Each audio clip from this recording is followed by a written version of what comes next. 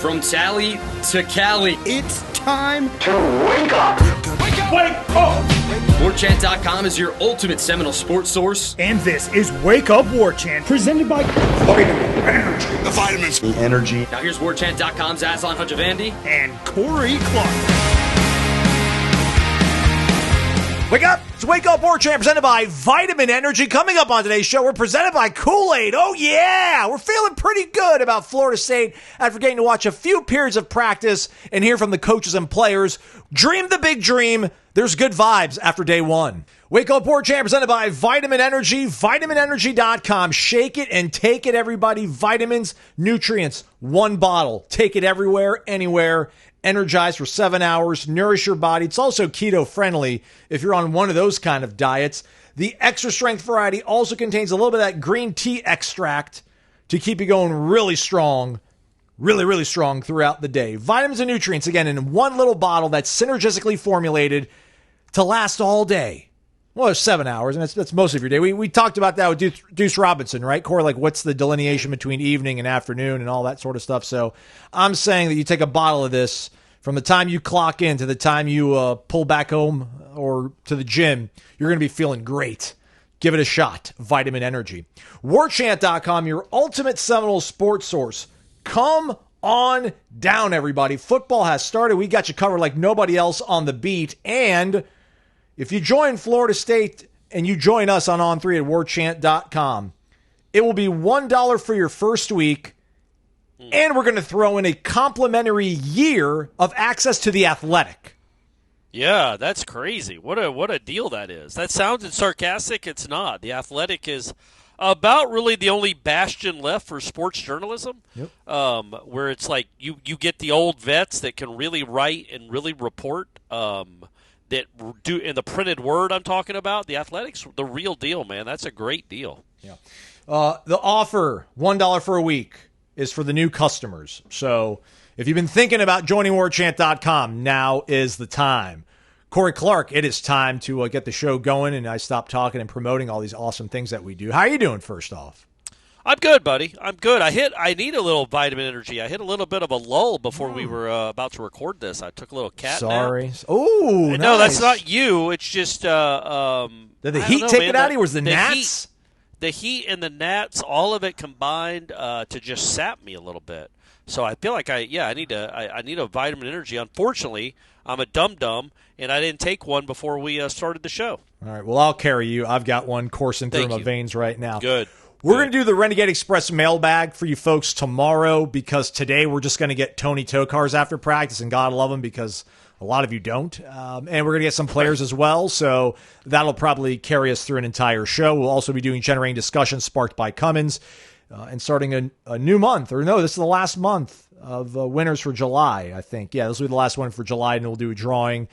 And, yeah, we'll take a couple of the questions. But let's get, I guess, to practice, Corey. So first off, we got to watch practice. This is the only practice that we're going to be able to see for right now, or whatever. I don't know what the terminology they use in the schedule, but like as of now or something. And this is not me complaining. This is me just laying everything out.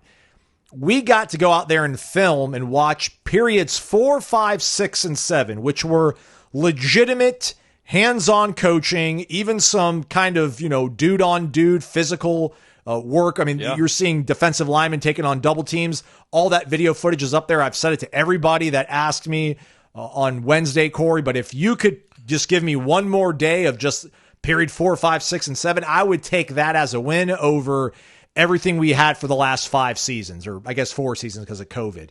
But, periods 1, 2, and 4 was all we were filming last year, which was stretch line, that sort of pursuit drill that nobody seemed to like, and things that really just weren't like we never got to see DJ Uiagalelei throw to a wide receiver.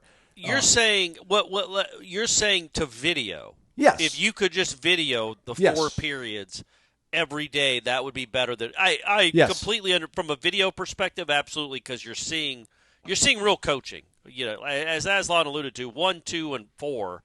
3 was the only thing anybody would be interested in seeing last year, and that was the 1-minute drill they would do before practice, right? 11 on 11, Yeah.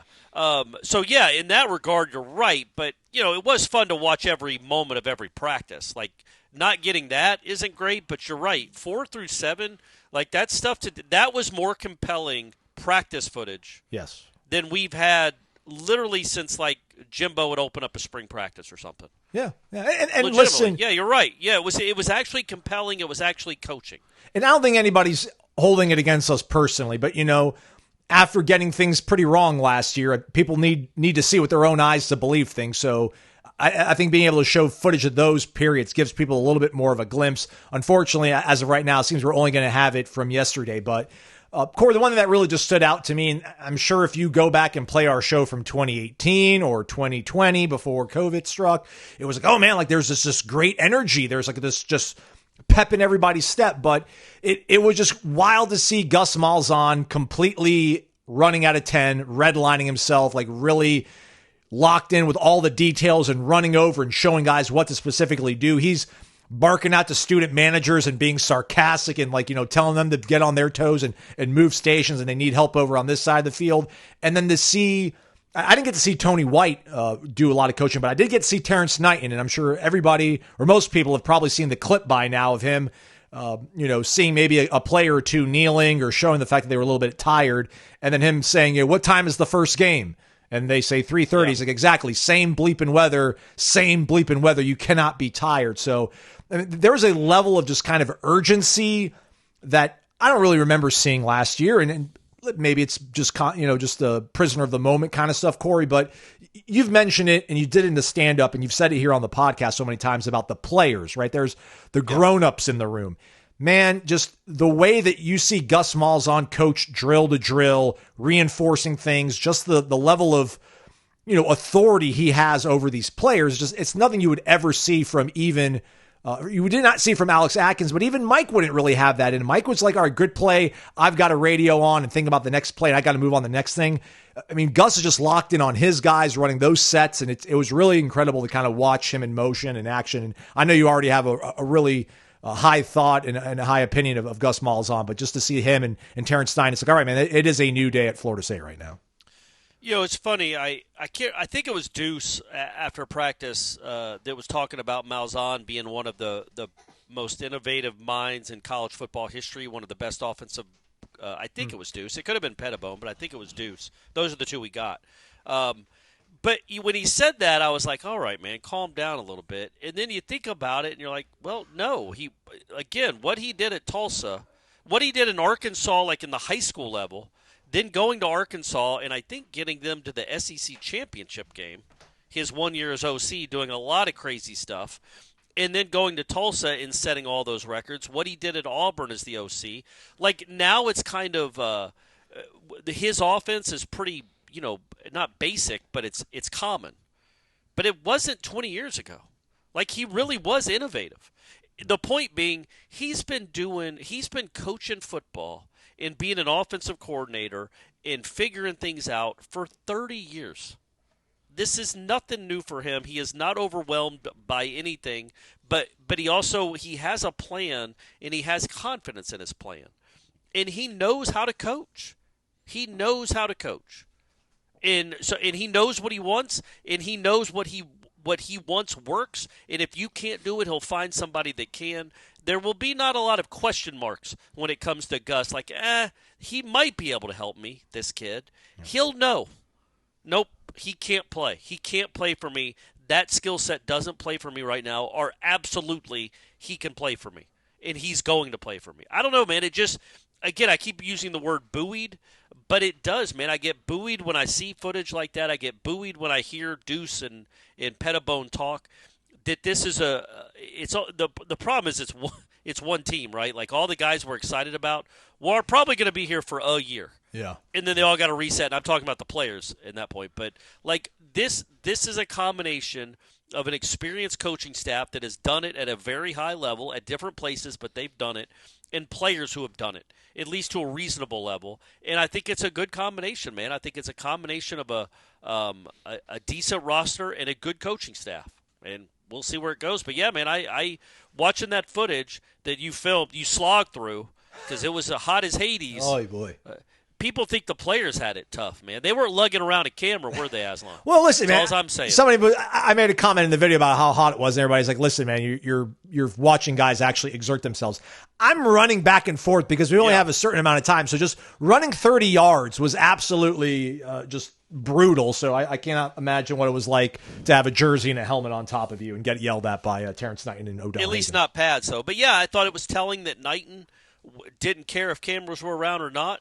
He was laying into his players. He's laying into James Williams. Like, he was coaching. You got to see coaching, and they're going to get that for 30 days. I just think that these, again, it's one practice, one day in July. But I think these additions are going to pay dividends almost immediately. I just think there's been an upgrade. I know Odell's out there too. Good for him. And I'll say this, man, like Odell's coached some great players and have been a great coach and a great Seminole. He's a Hall of Famer, a Florida State Hall of Famer. But it does happen where players can tune out their coach. Yep. And sometimes you need a fresh voice or a fresh eyes or a fresh way to look at things, a fresh way to communicate. And Terrence Knighton is bringing that. Odell's still out there, but Terrence Knighton is bringing that, and that is a new voice in a new way that they're having to deal with a communicator that I think can be refreshing and very, hopefully helpful. Shout out Robert Cooper was out there at practice also. Big Coop? What was he doing? I don't know. I think just maybe maybe we got a coaching life ahead of us, perhaps. I don't know. Okay. He was carrying cleats, so it's like, was he trying to get some reps in here and keep himself fresh for NFL training camps or something? But he was really hanging around Odell for the time that we were able to watch practice, kind of like his shadow. So maybe he's just kind of trying to get a feel for what it's like to be a coach. Maybe there's some sort of opportunity for him either here or somewhere else, and he just wanted to kind of do a test run. But it was nice. He said nice. He said hi to all of us beforehand, and it was good to see him out there. So there you go. Good. Shout out to our guy Coop. I didn't get a lot of Tommy, unfortunately. I'm sorry. I was trying to get everything, Corey. But, every pass that I saw him throw and some of the first throws in that video, maybe in the first, minute and a half, are wide receiver screens. So these aren't 20 yards having to fit into a tight window and running. And there's all this kind of crazy pressure on you in a game. But, I mean, so much of the fundamental stuff I think that Gus wants to run does seem to fit Tommy so well. I don't think I saw the ball hit the ground, even when he was throwing some fades when they were doing some goal line work during one of the other periods, Corey. But it kind of goes back to Gus, his ability, his prowess, and then knowing how to fit a guy into your system. It just, DJ, Brock Glenn, it didn't seem to really matter. I guess I don't know if it was so much their skill set or just what Mike wanted them to run. It just wasn't going to be a fit. But you think about the limitations of Tommy, but you also think about Gus and knowing how to protect his guys and do what they do best. And it's like, yeah, man, if Tommy can just sling it around a few times horizontally to loosen up defenses and then get some stuff vertically down the field or open up the run game because you're going to be stretching these defenses horizontally on the perimeter, and then you can run some inside zone stuff. There's possibilities. I mean, the possibilities, we'll see if they actually come to fruition, but there's not just one way this team is going to, it's either this or bust with them. It just feels like there's numerous options because of all the kind of diverse skill set of guys they have, and then obviously the coaches they have on that side of the ball. Yeah, but so much of it will – I mean, yes, they got to run the ball, and they will run the ball because that's what Gus does. But if they're going to have a memorable season, so much of it's going to fall at Castellanos' feet. That's the nature of the position, and that's what he signed up for. But it's the truth, and I do want to remind people, and I think I've done a good job of this when it comes to him. He was electric for large portions of 2023. Somebody in headlines wrote in a question that we didn't get to, but I saw it. New computer, so Jeff couldn't ask all the questions, so I had to get my phone out and look up some questions.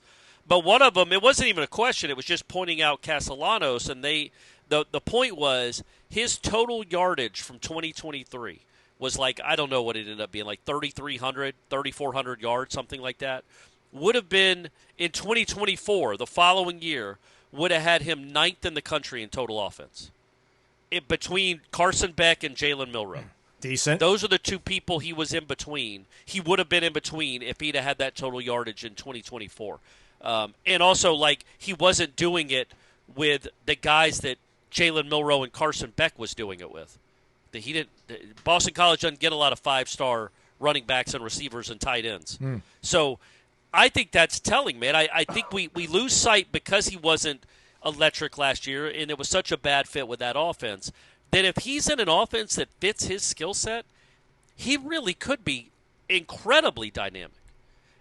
It might not look great week one because of the opponent, but over the course of 12 games, he's going to put up a lot of yards, and because of who his coordinator is going to be and the fact that he does have skilled guys around him, he should put up a lot of points and yardage. You know, that I don't think we give him enough credit for how good he has been. And I say we, the collective we, because I always kind of not hesitate, but I always couch it and qualify it like, yeah, I know he hasn't been great, but he's put up some staggering numbers at times. It's not been consistent, but he was also at Boston College. I think the difference is because we had this same situation last year, right, with the quarterback coming in. And you're like, well, look, he had some good games and some bad games, but overall, DJU at Clemson played with some real talent and didn't look good doing it for a lot of the time. He had a better year at Oregon State, but he was not electric at Clemson. Tommy Castellanos has been really good at times with Boston College skill guys. So I don't know. I think that I think there's a chance that he could have a really big year. I know you're just talking about the ball hitting the ground. I don't know how good a passer he is. I don't think he's like maybe an NFL quarterback throwing the ball, but we've watched him throw the ball, man. The two games that you watched intently with Tommy Castellanos, did you watch that kid and go like, good Lord, are we sure he's throwing with the right hand? No. Is he maybe left-handed and doesn't know it? But granted, everybody was wide open last year. But when they were, well, he hit him. Yeah, but he also he didn't make a ton of horrible throws. He knew where to go with it. Yeah. Yes, he's comfortable. He knew where to go with it. Yeah. He I think he only had 6 or 7 turnovers last year. Like he could end up being a guy that's a good enough passer and an electric runner where you're like, okay, he could be an all ACC caliber quarterback. Not counting on it, but would you be stunned? No. Knowing what his ceiling has proven to be, would you be stunned if he was one of the, I don't know, man, 3 best quarterbacks in this conference? No, I would not be stunned. It would mean that Florida State's competing for a spot in the college football playoff in November, which is what I think should be the target for this team. So yeah. No. But I don't think that's asking a lot to think that a guy that has had incredible games, kind of doing a lot of stuff by himself, that it would not be stunning to think if it all comes together for him and he could get a little more consistency. He's also going to be playing with, in my opinion, he's going to have a better guy calling plays than he's been used to, and he's going to have better guys around him. If that's the case, it would not be stunning at all if he's one of the 3 best quarterbacks in this conference, because he's proven when he's right, he's really, really good as a college quarterback. So, yeah, again, that doesn't really have anything to do with being able to watch practice for the last for those 4 periods, but and for the last time. But I just you get kind of more and more, to me anyway, I get genuinely excited and optimistic about what he can be, because also if guys aren't open and it doesn't break down, he will not look like a dying moose out in the field somewhere trying to gain an extra yard. He is a gazelle. He can move. If people aren't open and he's feeling the pressure, he can escape it, and he can turn a negative play into a 30-yard play or an 80-yard play. And I'm not talking about just running, just getting out of the pocket and then somebody breaks open. DJU, that was not a thing last year. He couldn't move. And that hampered everything. And then once he got hurt, the other 2 guys just clearly weren't ready to be any good as college quarterbacks. Yeah, Luke couldn't see the field well, and then Brock was just very uneasy because he was playing behind a really shaky offensive line. And to your point, like, not with good talent either, not with good skill guys either. What I was trying to get at, too, and I'm talking about there's different ways they can win. Listen, I agree with you, man. They're going to have to be able to run the ball effectively. But there's something to be said about having a larger, I guess, margin of error when you have a quarterback like Tommy, because everything doesn't have to be perfect, right? And then when those moments happen, not to say he embraces it, but I don't think he'll be nearly as shaky when those moments do happen. There's times just where Brock would roll out and trying to buy some more time, but instead of like being able to look further down the field, it was take a sack or throw it away. And with Tommy, those moments are going to be opportunities for him to make plays off schedule that are going to be really hard to defend against, and then they're going to be really annoying when you surrender them in your defense and you're trying to get the hell off the field in Tallahassee, and it's 4:47 p.m. and it's 98 degrees, and everybody from the Champions Club is hissing at you, right? Like, yeah. So Look, man, he's a nightmare to prepare for. Florida State fans know that. They saw that in person last year. Although I think he ran. It was a season high. He ran for like 67 yards in that game, 65, something like that. But the game the year before, he totaled 400 yards of offense. He's a nightmare. He's tough, and you had Fisk and Verse trying to track him down. So he's the great equalizer when it comes to if you can't block Alabama consistently.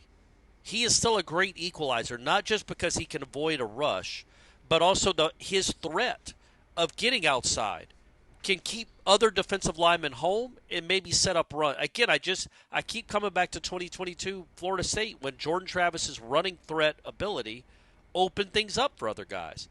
And that I can see that as being cast one of Tommy's biggest weapons. I know we're kind of retreading old stuff here, treading over old ground, but it's when you think about Duce Robinson, again, I bring him up because we got to talk to him after Wednesday's practice.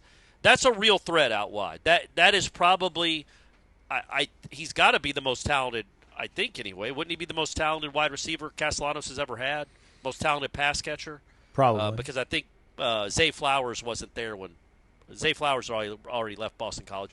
So you've got a real weapon there, and you've got real running backs potentially in tight ends that you can throw to. Squirrel White, he's got Boston College has had a better offensive line than Florida State in recent years, but they have not had skill players like a Squirrel White or a Duce Robinson or apparently Jayvan Boggs, who is going to be maybe the best receiver in Florida State history, Aslan. We'll get to that in a second.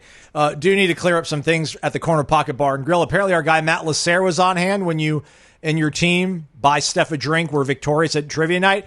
And why don't we give him a shout out? Feel like he probably helped. Maybe he was a lucky charm, Corey Clark. He wasn't. He didn't help, but that's not his fault. I thought he would help, because the trivia was going to be centered a lot of pop culture-ish questions, and I was hoping we get some younger, like more recent pop culture questions, but they were all right from my wheelhouse. Nice. It was like Pulp Fiction stuff, Shawshank, questions like that, Rolling Stone, Madonna, stuff like that. It wasn't necessarily the Matt Lasser, I don't know who's Gracie Abrams, Zach Bryan.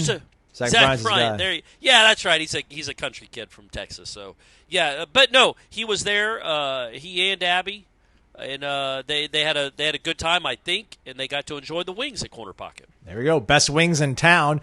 Later tonight, bingo's going down. Starts at 7:00. There's 4 rounds, $250 up for grabs in each single round. Make plans to bring some friends or make some friends over at the Corner Pocket Bar and Grill, and don't forget, Happy Hour rolls weekdays from 4 to 7 p.m. and then all day Sunday. We're so close to college football. We're also close to the NFL. I know for a lot of people that's a bigger deal. But yeah, I'm a college guy through and through. But it's crazy. Yeah, man, NFL's almost here. Football's almost here. So make plans to hang out with the best folks in town over at the best sports bar in town. That is the Corner Pocket Bar and Grill, cptallybar.com, the website, 2475 Appalachia Parkway. We're back. It is Wake Up Warchant, and it's presented by Vitamin Energy, vitaminenergy.com. Sip the juice. All right, Corey, Duce Robinson, you couldn't ask for a better cheerleader on your team, man. And I mean that like sincerely. It's got to feel cool when you hear a guy like that has played with a guy like Caleb Williams, has been in a really storied program, played under Lincoln Riley, and he sort of comes up there and brags on all the guys around him and how good he feels about his teammates, and he's trying to be a leader, but he sees them pushing themselves, and that's motivating and inspiring him. You need some of this stuff. Listen, I know it feels very Disney when you hear him up there talking. He's the son of Dominic Robinson, obviously, so it's like, oh, it's like this magical thing, but it's like, sometimes life doesn't work out that way. But after just no one being able to look at anybody, right? When things went wrong, you looked around and you're like, man, who's going to be the guy that's going to help and step up and Duce is bringing him and Luke Pettibone, as you mentioned, they're bringing a level of professionalism and enthusiasm that surely is going to help them perform well, but also everybody else around them. Yeah, for sure. And it's funny when I got locked out of the room on Wednesday. Everyone, I saw the text way afterwards. I didn't even know what happened. Yeah, I didn't see it. I'm sorry. It's not Ira Aslan's fault, but I was standing outside the room. I couldn't get in for like 5 minutes, and I didn't want to bang on the door. And then interviews were over. I had to go pee. It was my own fault, and they were coming out eventually to go record the stand up. So as I was sitting there, Tommy Castellanos walks by. Oh, nice. Again, loudest dude in the hallway. Walking by with, I don't know who he was walking by with, and I don't say that as a negative. He's loud, he's engaged, he's not just – because there could be guys where, like, they get in front of cameras and they light up. But then you see them outside of the interview setting, and they're on their phone with their head down. That's not something that's hard to, fathom. But, no, he's the same dude. He's loud. He's engaged. He was smiling. He was joking with whatever player he was walking in with, but doing it in a loud way. He was about to check in with the nutritionist that they all have to check in with before they eat. So, but he's just that's him. In an injection of a personality like that, and then moving on to Duce Robinson, you watch that guy talk for 10 minutes on Wednesday, Aslan. How could that not be good? Unless it's a complete put-on, which we don't think it is at all. No. How could an injection of that personality, along with the ability, but that personality not be good for a program, even if it's just for a year? Like, that stuff is invaluable, man.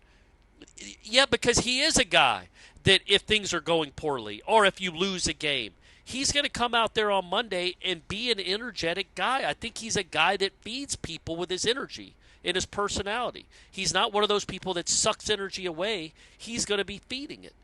And I just think that kind of stuff with Castellanos, Pettibone, it's hard to know. I think he's absolutely going to be a leader in that room because of just the gravitas he has, because he's been playing college football forever. I love how he's not trying to. I love how he's not trying to volunteer for it though. Like we keep asking him, and he's like, earn it. Yeah, I love it. Yeah, because he said back in the spring, like I'd like to be a leader, but that's not something I can control. It has to be earned, and I can't sit here. This was what he talked about in the spring, and he said the same thing when I asked him about it on Wednesday. He's like, well, that's not really a good question for me to answer. You kind of have to ask other people about it. But at the same time, it's what he's trying to do. But I absolutely think he could be a leader in that room, for sure. I don't know if he's going to be like one of the spiritual leaders of the team, but he can definitely be a leader of that room. But it feels like they do have, with like Duce Robinson and Tommy Castellanos, chief among them, they have some dudes that can be leaders of the team, like outspoken, gregarious, but just like in a positive way that I think was just completely missing last year, along with the requisite talent to be a good football team. But I think when your best players are your biggest personalities, I think that's usually a really good thing. You look at the Florida State teams in history, the best players when they're Jameis, Jared, Charlie Ward was not maybe the biggest personality, but William Floyd was a big personality. Kes McCorvey, guys like that were really Corey Sawyer. They had big personalities on Derek Brooks on those teams, even if the quarterback wasn't. I like that Tommy Castellanos and Duce Robinson, even in their first years, feel like they're going to be real leaders. And again, it's nebulous. I get it. How do you quantify something like that? I'm just telling you, when you're in the room listening to these guys talk, you can understand how that would be a really, really positive influence on the program. How good is this Jayvan Boggs kid going to be, Corey Clark?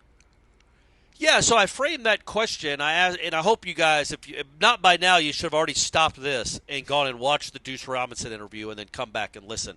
But I framed that question because Duce did play a good bit as a freshman, and he played with Caleb Williams.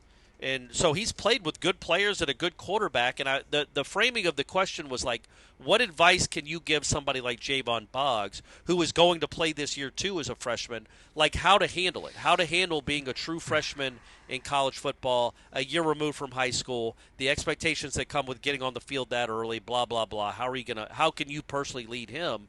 And then it basically turned into, it sounded like he was auditioning to be his agent. Yeah.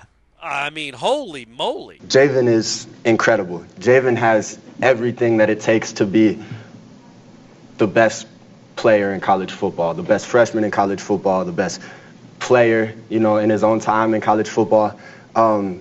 He literally has everything you need to be a great receiver. That dude is a dog, and he is going to be a really, really big problem for college football for as long as he wants to stay in college football. Basically said that he thinks Jayvan Boggs could be the best freshman in college football, and by the time his career is over, could be the best player in college football. Now, this is a teammate talking about another teammate. So there's always we got to qualify everything. Take some things with grains of salt. I get it. But that was remarkable how what he said of Jayvan Boggs. Now, people were talking up Boggs back in the spring, too. Everybody, every day. Yeah. Yep. But it's been 4 months since the spring. And people might be thinking, oh, well, it's been 4 months. I mean, yeah, then what's changed? Well, they've been working out every day together, or almost, certainly every week, for the last 4 months. And Duce Robinson is probably going to be an NFL football player. And he's sitting here telling you that Jayvan Boggs, by all accounts, is one of the best football players he's ever seen. And he's a true freshman. So, I hope Jayvan Boggs appreciates and likes expectations, because they have been heaped on him now.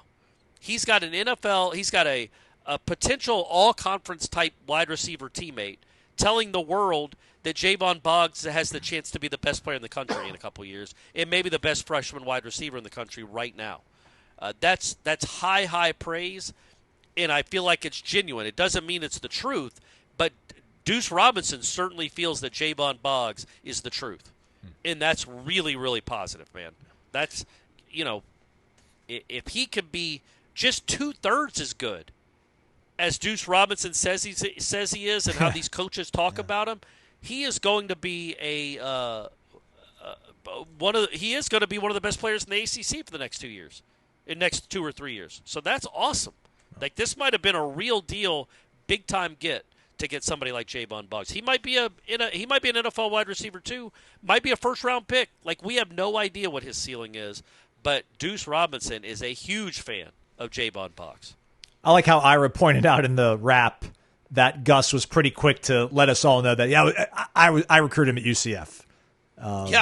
So, you listen in Arkansas, I still got that eye for talent. He got a commitment from him. Yeah. Apparently the best receiver that's ever donned a football, put a football helmet on. Gus Malzahn got him to commit to UCF. So, yeah, Gus Malzahn can do some things. Hey, you always transcribe a great job of what Mike says after practice. We really haven't said anything about anything we gleaned from, Coach Norvell. Anything that Mike said that was newsworthy or interesting? I was busy tapping away doing other things, but what about you? You had to listen to it. I didn't. Well, you don't say it like it was a chore. We all enjoy listening to Mike Norvell. Not really, because it was the first day. They were in helmets. He said, he didn't say good work day. He's kind of steered himself away from that. Let me interrupt you. I'm sorry, Corey. Let me interrupt you. Maybe a better question of just, I feel as though he feels there's so much riding on this season. I would have thought that maybe he would be, I don't want to say laid back, because I get it, man. Like, you're still the head football coach of a Florida State program, so you can't just be like laissez-faire. But you would have thought with bringing in Tommy and having Gus and Herb Hand and Tony's got the defense covered and I can kind of float around, we would see maybe him a little less guarded, but he still is completely, it feels like, hunkered down and it's us against the world kind of, we got to rally around each other, it feels like. Well, maybe. Or if you don't agree with that, that's fine, Yeah, I mean, I don't know if necessarily got that vibe on Wednesday, but I think that's kind of who he is. He's kind of a guarded guy by nature. He'll never just say, like, he'll never say, that sucked. He'll say that was a challenge. When a kid drops a ball, he's like, he had a challenging moment there, didn't execute it till the end of the play. It's like, you're allowed to just say drop the pass. Yeah, in the spring he said that he didn't like the way they practiced one day, remember? Like, he was like, I didn't like that at all. He's like, we got to do way better. He'll only go to a point. He'll never, just throw him under the bus. And that's fine. That doesn't really matter or bother me or anything. I didn't get that sense on Wednesday. I think he's being man, look, you've got to come, because he's not talking to the 15 of us that are in that room. He's talking to literally the hundreds of thousands of Florida State fans that care about this program. And he knows he has to strike a certain balance of he can't just sit there and say, I love everything about this team, because he did that last year, and that blew up in his face.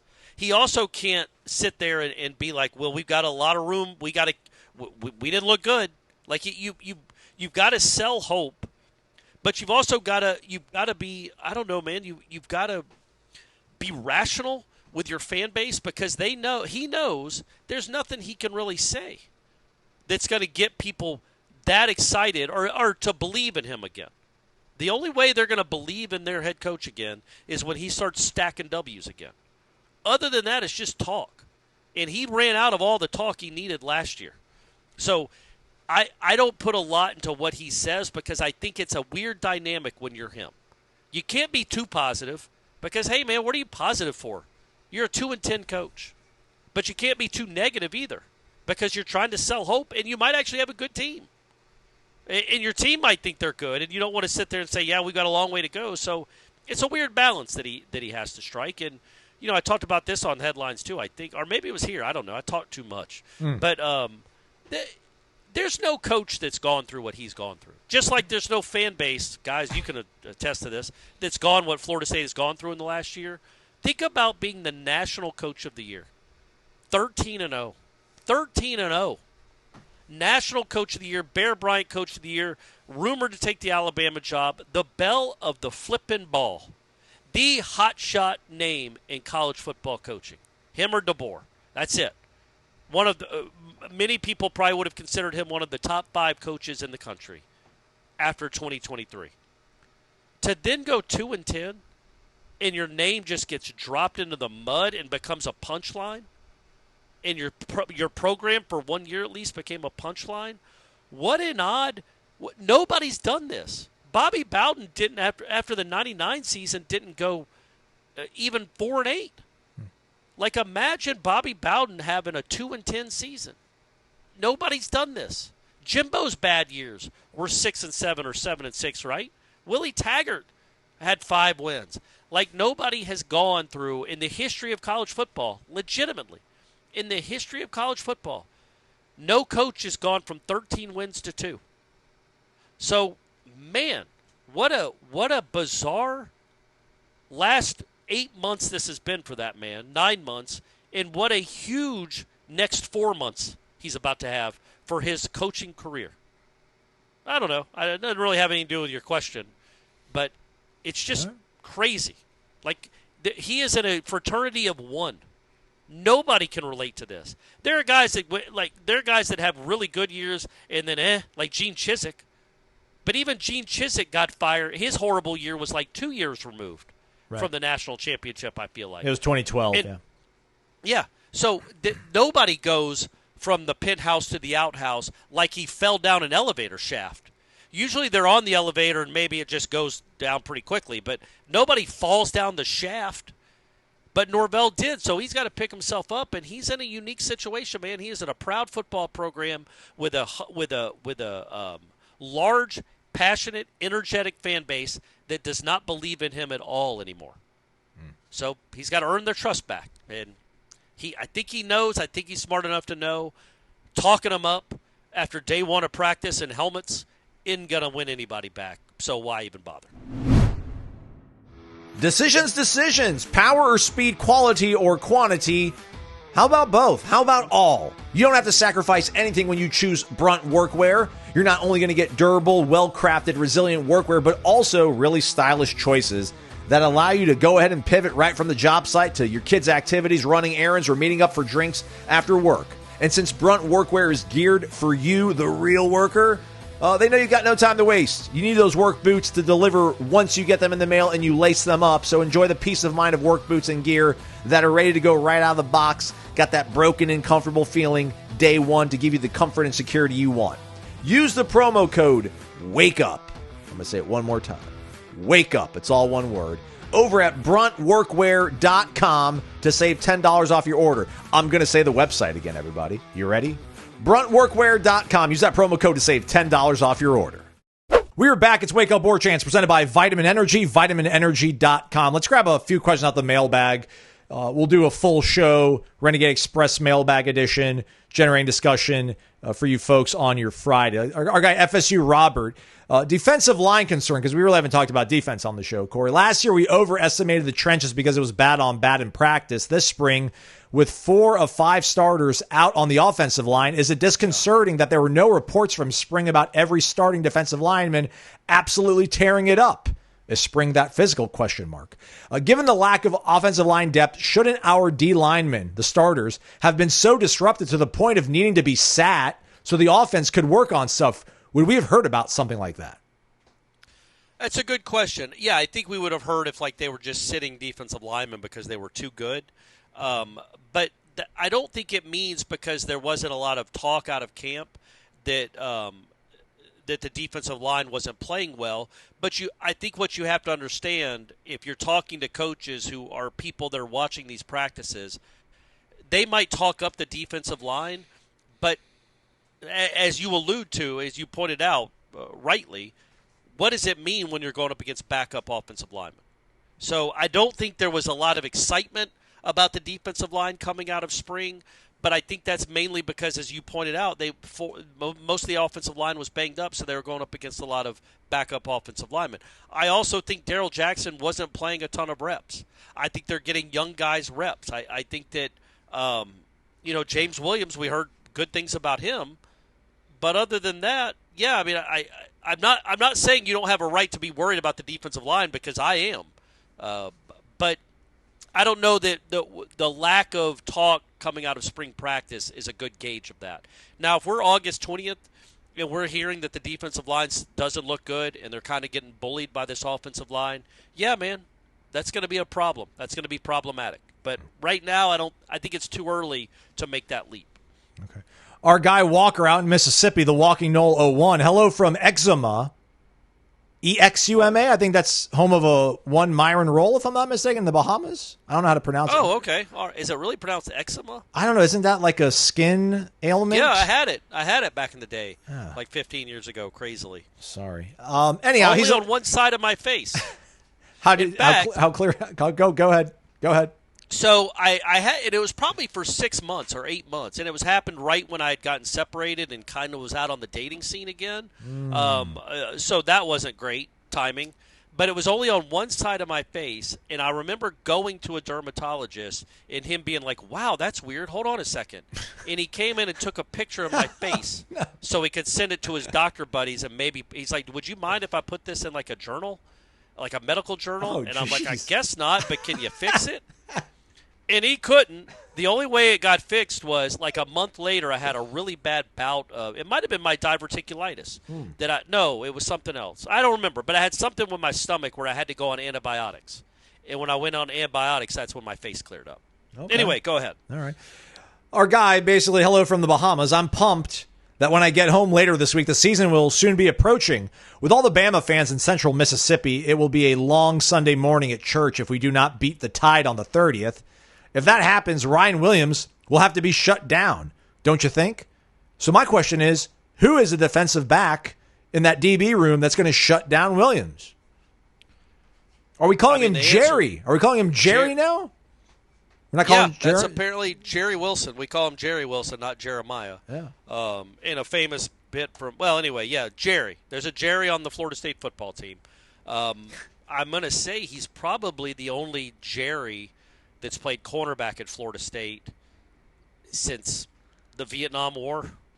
It's been a minute. I can't recall any Jerrys that have played in the defensive backfield at Florida State in a good long while. Let's get Bob Perone and NoleFan.org. Yeah, I got to go look at that. Got to go look at some rosters. But I would say that's the guy that you hear about. And Norvell praised him on Wednesday. He was the first guy he mentioned by name, actually. And they've talked him up, and he was good. He was all Big 12-ish at Houston. That's a big addition. Again, another grown-up, mature guy in the room.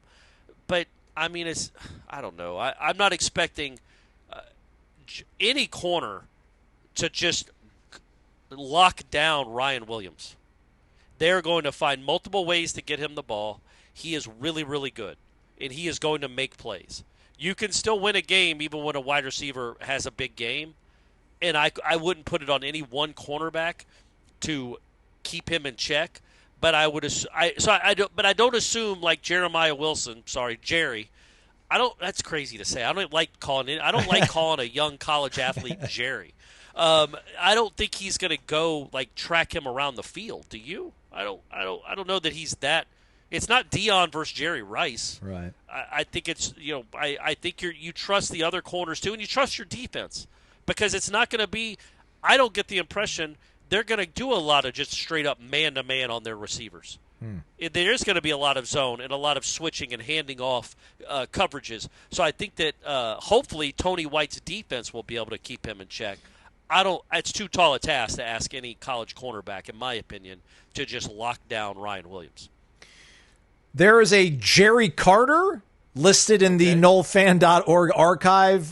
1971 defensive back from Jackson High School in Jacksonville, Florida. No stats recorded, though. But he did play defensive back. How did you do that so fast? You searched every roster last 50 years? NoleFan has the athletes. Oh, the Letterman. Yeah. Yeah, so I just did Control F and did Jerry, and there's like 40 results, and that was just, kept going next. Okay, all right. So Jerry Carter was a DB on the 71 team. Yeah. All right. Yeah. Okay. But didn't do anything, apparently. Correct. I'm saying he didn't make it. He didn't have any stats. Right. So, right, all right. Right. Yeah, so before my time. So, yeah, we're making history here with a Jerry. I don't know that they've ever had a Tommy as a quarterback either. Have they in your lifetime? Peter Tom Willis. Yeah, Peter Tommy. Petey Tommy Willis. Yeah, I don't know that they've ever had a Tommy that I can recall either. So they're making all kinds of strides now, guys. Yeah. They're making all kinds of strides with this roster. All right, that's a wrap for us. If you want to hear more about Florida State, go to warchant.com. Remember, first-time customers can join warchant.com right now for $1 for your first week and then get a complimentary year of The Athletic included with your membership. Jeff Cameron Show, 1 to 4 o'clock. We'll be back out at practice. We get Tony Tokars and players. We'll have the interviews up there, and probably Corey will have to write something on it. Good luck, my friend. Thanks for listening, everybody. He's Corey Mazon. It's been Wake Up Warchant, presented by Vitamin Energy, vitaminenergy.com.